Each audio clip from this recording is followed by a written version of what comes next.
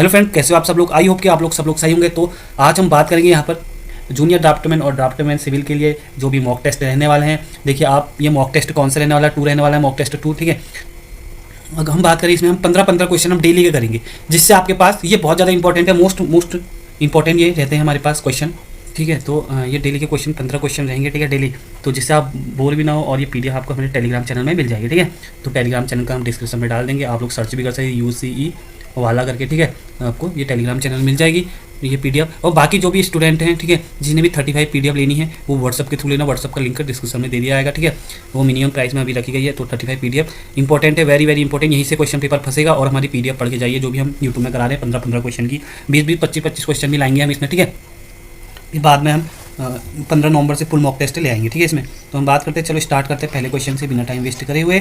तो which method can be precisely measure the horizontal angle from single station point. यानी कि क्या बोल रहा है, जो भी एक हॉरिजॉन्टल एंगल बताना है आपने एक सिंगल स्टेशन से, क्या करना है, एक्यूरेट कौन सी मेथड होती है जो हॉरिजॉन्टल एंगल को निकालती है, ठीक है। वो कौन सी होती है, रेडिएशन मेथड होती है, ठीक है। तो ए इसका करेक्ट आंसर हो जाएगा। जल्दी जल्दी करेंगे।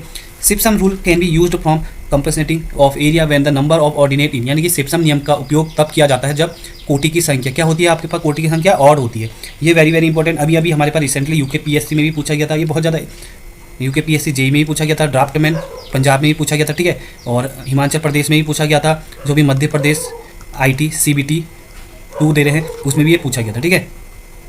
तो इसके बारे में आपको कुछ बता देते हैं, ठीक है, इसमें इंपॉर्टेंट है। तो इसके बारे में, इसका तो आप पढ़ सकते हैं। इसका जो वॉल्यूम होता है, सिप्सम रूम का वॉल्यूम क्या होता है, V/D/3। इंपॉर्टेंट है, आप लोग इसको देख सकते हैं। A1 + AN + 4 A0, ठीक है, +2 AM, ठीक है। ये आपके पास सिप्सम रूल का नियम। यानी कि A0 क्या है यहाँ पर, ये क्या होता है आपके पास A3 + A5 + ये ऑड होते हैं, ठीक है।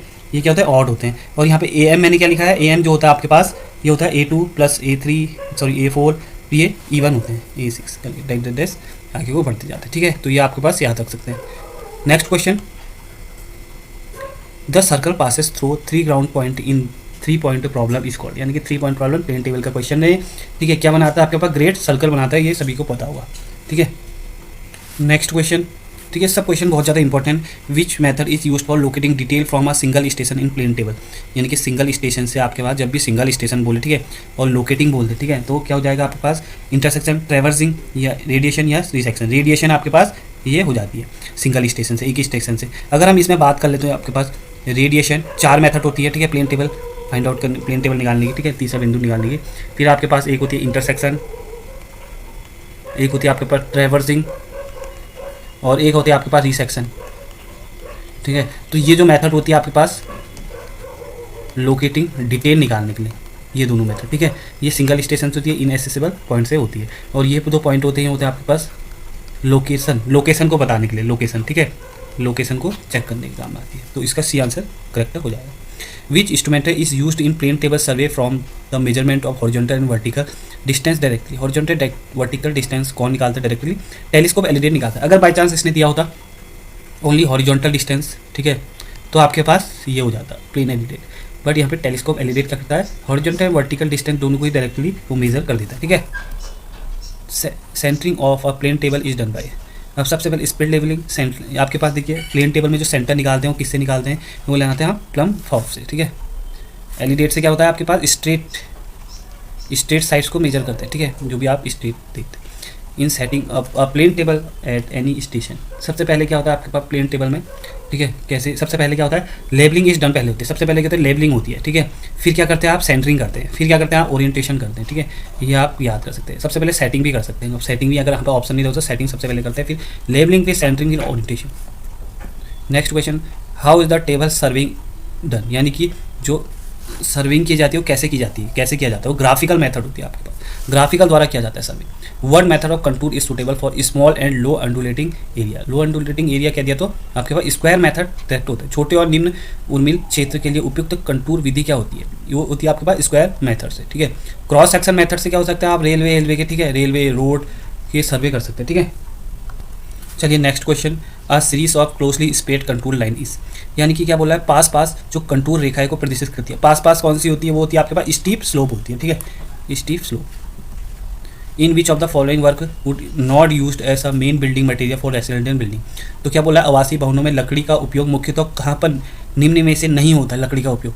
दरवाजे की चौखट बनाने में, ठीक है, रसोई घर की फर्श बनाने में, मेकिंग डोर लीव्स यानी कि दरवाजे के पल्ले बनाने में, मेकिंग द फर्नीचर, देखिए फर्नीचर में होगा, ठीक है, दरवाजे के पल्ले लीव्स बनाने में होगा, मेकिंग फ्लोर ऑफ किचन यानी कि रसोई घर की फर्श बनाने के लिए, तो ये आपके पास मेकिंग फ्लोरिंग ऑफ किचन में बनाने में होता है, मेकिंग ऑफ डोर फ्रेम में नहीं होता है। ये इसका करेक्ट आंसर हो जाए, ठीक है। विच of the following type of flooring is most suitable for the modern residential of cities, ठीक है। तो आपके पास किसमें बोला है, modern residential of cities. Cities में क्या लगाते हैं आप सबसे ज़्यादा, ब्रिक फ्लोरिंग, रबर, मड या मार्बल। तो सबसे ज़्यादा आप लोग लगाते हैं इसमें मार्बल फ्लोरिंग, जो सिटी में होती है सबसे ज़्यादा अच्छे घरों में, वो उचित रहती है आपके मार्बल फ्लोरिंग के लिए।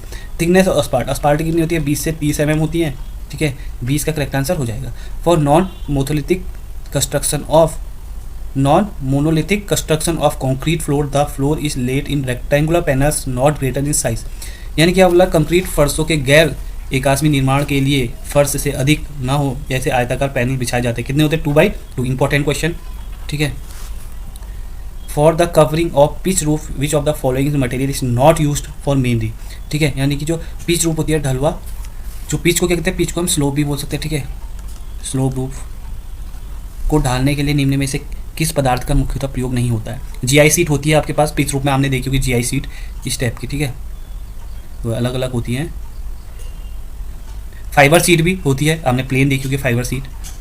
एसी सीट भी देखी होगी, इस टाइप की होती है एसी सीट भी, ठीक है, और सीमेंट की बनी होती है मेन, ये सीमेंट की। हॉट सीट नहीं होती, ये इसका डी इसका करेक्ट आंसर हो जाएगा, ठीक है। तो ये हमारे 15 क्वेश्चन हो चुके हैं, ठीक है। तो हमारे हमसे रोजाना जुड़िए आप, ठीक है। 15-20 क्वेश्चन हम डेली करेंगे, इसमें कम समय में हम ज़्यादा क्वेश्चन कर रहे हैं, ठीक है। 15 क्वेश्चन हमने यहाँ पे कर दिए हैं, इंपॉर्टेंट है, जो आपको डायरेक्ट एग्जाम में पूछे ही जाएंगे, ठीक है। जो जहाँ से भी आप लोग जूनियर ड्राफ्टमैन या फिर ड्राफ्टमैन दे रहे हैं, ठीक है, स्टेट से, सब लोग के लिए इंपॉर्टेंट है। अब मैं कुछ आपको बता देता हूँ उसमें, ठीक है।